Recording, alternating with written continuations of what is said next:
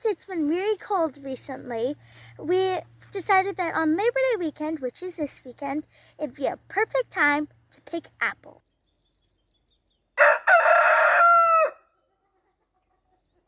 Since these apples are sweet, not just sweet, but also not too hard and not too soft, there are no worms in it, we hope. So they are perfect for making, drum roll please, apple juice! We have another taste tester. What do you think of those ones, Chris? They're pretty good. Pretty good. This tree is loaded, and realistically the goal is to fill the wheelbarrow so that we can do juice. So let's see how we do. Well, we've probably been, what would you say guys, 10 minutes? Mm-hmm. Not even? 7. And really we've only picked up what's fallen on the ground and a little bit off the tree, and we're already getting close to half full. So this is going to fill in no time, and I bet we're still going to have extras left over. Some of these up top are beautiful for keeping for eating. I don't know if I can show you here, but like this is a really, really nice one. See? Gorgeous little apple. Perfect for lunches, isn't it? Well, there we have. All underneath is cleaned out. You can just kind of see over by the kids there. The wheelbarrow is good old half full, I'd say. But now that we've cleared out anything that was no good, we tossed it further away from the tree. So there's no apples under here. So Chris is going to sneak in there and give this a shake, because it's a whole lot easier to get them off the ground than it is to get them off the tree. How may fall? It's raining apples. Look at them go. And that's only one branch. Think we better pick those up and see if we fill it before we shake the other one. So, more are falling as Dad is shaking. Look at all of them. And this is how many we've already gotten. If you look on the side, we're already more than halfway, and it's been less than 15 minutes. Well, she's full as we're going to do today. We basically got to that point that there wasn't a lot falling off the tree anymore, and what we were picking off the tree, as Chris said, was not quite ripe. I think even some of these we might be a little bit green, so we might not process them all right away. But there's definitely at least another one to pick, so we're going to get busy on this one. Off of one tree. One tree. And there's a whole bunch more out here. Well, apple processing has begun. We have our station set up to first off weigh our apples. Then Alex and James are cutting them in half. The reason we cut them in half is because the wood chipper we use only takes a certain size through the hole, but also that allows us to check them to make sure there is no wormies or anything like that in them. Now, saying that, pretty much all these apples came off of one tree. And you can see here we started to chop them up. No worms, no nothing. These are in fantastic condition. So once we get a bucket full, the next step is going to be to put it through the press. Oh no, it's not. The next step is going to be putting it through the wood chipper, then through the press. But we'll show you that in a moment. Well, we are now on to the next part, and basically that's grinding these up. So what we basically do, and we've done this for a few years now and it works really, really well, is we put them through a small wood chipper. This is a very, very small model, but it works amazing. It's like $129 a Canadian Tire. Yeah, nothing special, but works amazing. And so you can see they're already cut up enough to go through the grinder, and we're just going to go through it. So we'll bring you back at the end because it's a little noisy. Yeah. The only thing I would say with this, and this is something that we've learned, is as you can see here, John, just grab one of those apples for me for a second. The hole here, as you can see, a little, you can't see it because of your hand. There we are. A little apple like that, nice little crab apple size, goes through no problem. But when you get into the bigger apples, you need to cut them up. So it's an extra step. I think if we keep going with this, we'll probably try and figure out something that has a little bit bigger hole so you can just drop the apples in whole. But as I said earlier, it's nice to be able to slice them to know that they're not wormy or gross inside before they make it into your juice. So we haven't even pressed it yet. And the juice is flowing. Here you can see Chris has got it all chopped up from the chipper. does a perfect job, really gets the juice flowing. And now we put those top plates on, giving it a little push.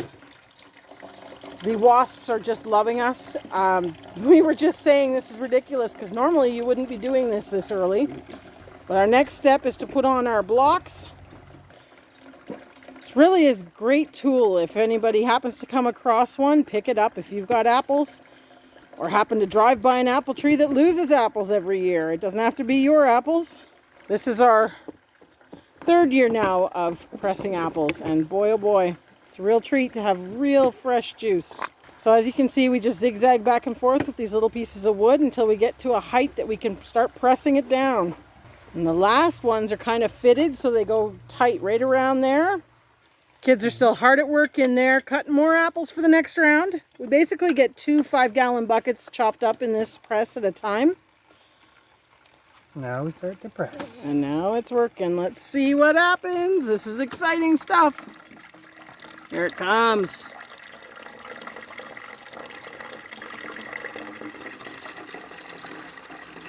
Look at that. Now this is not our Tiny Tim tree that we normally use for juice. This is actually a new tree that we found. We did find it last year, but we were too late and the apples were just way too ripe to do juice. So this year we were on the ball and watching it, and sure enough we managed to catch it in time. Now you can see there's some little pieces of apple and stuff falling into the juice. We will filter this later on. We've done kind of a more in-depth video of this earlier. We'll kind of find it and link it here in a sec. But essentially that's the process. Ratchet it down. Look happy while you do it, because you're pressing your own fresh apple juice. Alex is getting a cupful here right from the press. You got enough in there to give us a taste test, Alex?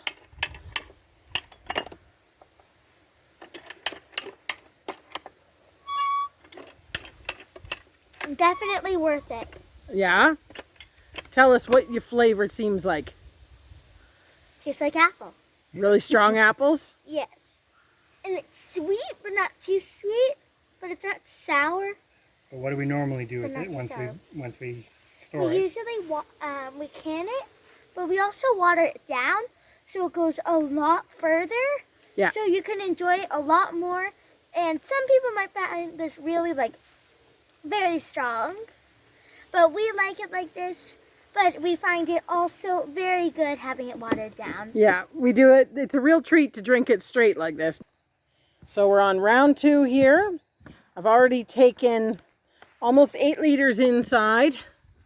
And this pot here is a big 14-liter one. So we'll see what we get, kind of ballparking it here. But in total, this was 99 pounds of apples. We should have actually done just another pound just to make it 100. But anyways, it was 99 pounds of apples. Our wheelbarrow is empty. And my big 12-liter canning pot is full of really, really nice apples. Now, granted, they're not big, but they're beautiful, firm, and all nicely round shaped, so they'll go through my peeler really nicely. So we're going to make apple pie fill with these guys. That's what we were saving them for. These have not been weighed yet, but I'm guessing it's probably close to 20 pounds, if not a bit more. So all in all, I'm going to say it's probably about 120 pounds of apples that we picked today, and processed most of them, which isn't too bad. While Chris is finishing up with the pressing the juice, I'm just showing you here. The nice thing about this is we also get a byproduct that ends up being some animal feed. You can see here we've got all the pulp and centers out of, it's all pressed and quite dry really, but this is perfect for adding to the animal feed. If we were in a cooler time of year, we would probably try and save it. Well, there it is, all bottled up. We ended up with 13 of these apple juice 2-liter bottles and 1 jar for the fridge.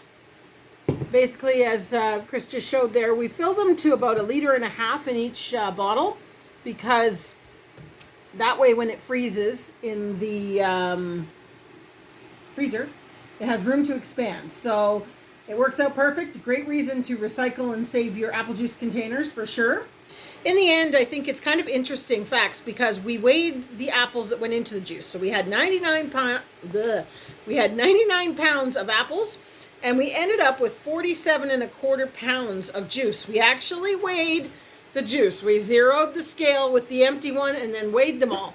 And it's interesting because that means about 50% of whatever weight you pick, you can create juice with. And as we mentioned earlier, we do dilute this a little bit when it comes to actually drinking it, so it goes a little bit further. But we were curious on the actual weight in this whole, we'll link it above here, but we did a video on how much weight you need to eat a year, or the average person eats in a year. So it's kind of interesting when you start tracking how much you use. I mean, if we use one of these a week, we need 52 of them. Right now, we only have 13. So we've got a long ways to go, but it's interesting to see how much poundage that is.